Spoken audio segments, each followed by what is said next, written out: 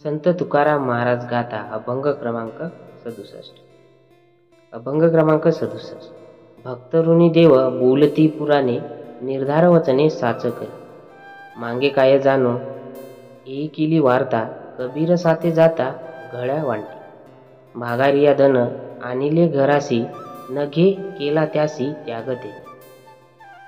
नामदेवाची या घरासी आणिले, तेने लुटविले ध्वजा हाती. प्रत्यक्षाची काय द्यावे हे प्रमाण, तुकोबाचे ऋण फेडईले.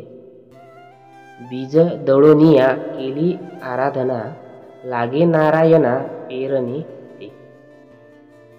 तुका म्हणे ऐसा नाहीच्या निर्धार, नाडेल साचार तोची एक. यामध्ये सच्च्या भक्ताचा निर्धार आणि श्रद्धा अढळ असावे. देव भक्तांचा ऋणी असतो आणि भक्तीची फळे नक्कीच मिळतात. त्याग, भक्ती आणि विश्वास यांच्या जोरावरच खऱ्या भक्ताला मुक्ती मिळते. नंबर 1. भक्त ऋणी देव बोलती पुराणे, निर्धार वचने साच करी. संत तुकाराम महाराज म्हणतात की देव हा भक्तांचा ऋणी असतो आणि हे तत्व अनेक पुराणात सांगितले. भक्त जर संपूर्ण श्रद्धेने भक्ती करत असेल तर भगवंत त्याच्यासाठी नक्कीच प्रगट होतो. जसं की उदाहरण बघा, संत एकनाथ महाराज, तुकाराम महाराज आणि नामदेव महाराज यांच्या भक्तीमुळे देव त्यांच्यावर प्रसन्न झाला. भगवंताने आपल्या भक्ताची मदत करण्यासाठी अनेक वेळा अवतार घेतला. नंबर 2. माघारिया धन आणिले घरासी, नघे केला त्यासी त्याग ते. या ओळीमध्ये भक्त कबीर आणि संत नामदेव महाराज यांच्या भक्तीचे उदाहरण दिले. त्यांनी धन संपत्तीला महत्त्व न देता भक्तीला सर्वोच्च स्थान दिले. भक्त जर निराधाने भगवंताच्या मार्गावर चालत असेल तर तो कोणत्याही मोहात पडत. उदाहरणार्थ संत नामदेव महाराज यांनी आपल्या घरात आणलेले धन ब्राह्मणांना दान केले. त्याग आणि सेवेमुळेच भक्ताला ईश्वर प्राप्त होतो. नंबर 3.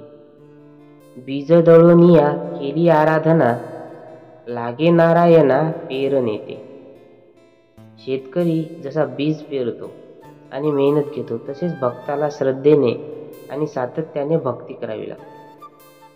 जो भक्त भगवंतावर अखंड श्रद्धा ठेवतो त्याला नक्कीच मोक्ष प्राप्ती. उदाहरणार्थ जसे फळ मिळवण्यासाठी झाड लावावे लागते, तसेच ईश्वर प्राप्तीसाठी भक्ती करावी लागते. भक्त तुकाराम यांनी अखंड नामस्मरण केले आणि त्यांना भगवंताने वैकुंठाला नेले. नंबर 4. तुका म्हणे ऐसा नाहीच्या निर्धार, नाडेल साचार तोची एक. खऱ्या भक्ताचा निर्धार अढळ असतो आणि कोणताही मोह किंवा संकट त्याला विचलित करू शकत नाही. भक्तीच्या मार्गावर दृढ राहणारा भक्तच खऱ्या अर्थाने ईश्वराला प्राप्त करू शकतो. उदाहरण बघा, संत तुकाराम महाराज यांना खूप विरोध झाला, पण त्यांनी नामस्मरण सोडले नाही. अजून भक्त प्रल्हादाने नारायणावर श्रद्धा ठेवली आणि तो त्या श्रद्धेमध्ये संपूर्ण परिपूर्ण झाला. निष्कर्ष असा होऊ शकतो बघा यावरून की सच्च्या भक्ताचा निर्धार कधीच डगमगू नये.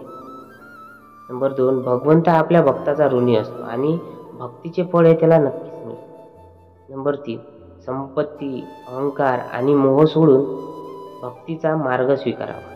नंबर 4. भक्ती ही सातत्याने आणि श्रद्धेने केली पाहिजे, मगच ती फळ देते. भगवंतावर अढळ विश्वास ठेवा, भक्तीचा मार्ग सोडू नका आणि त्याच्याच मार्गावर चालत राहा. तर रामकृष्ण. मित्रांनो, आपला व्हिडिओ जर आवडला असेल तर प्लीज चॅनलला सबस्क्राईब करा आणि बेल आयकॉनला नक्की दाबा, जेणेकरून आमचे जे व्हिडिओ टाकेल ते तुम्हाला नक्की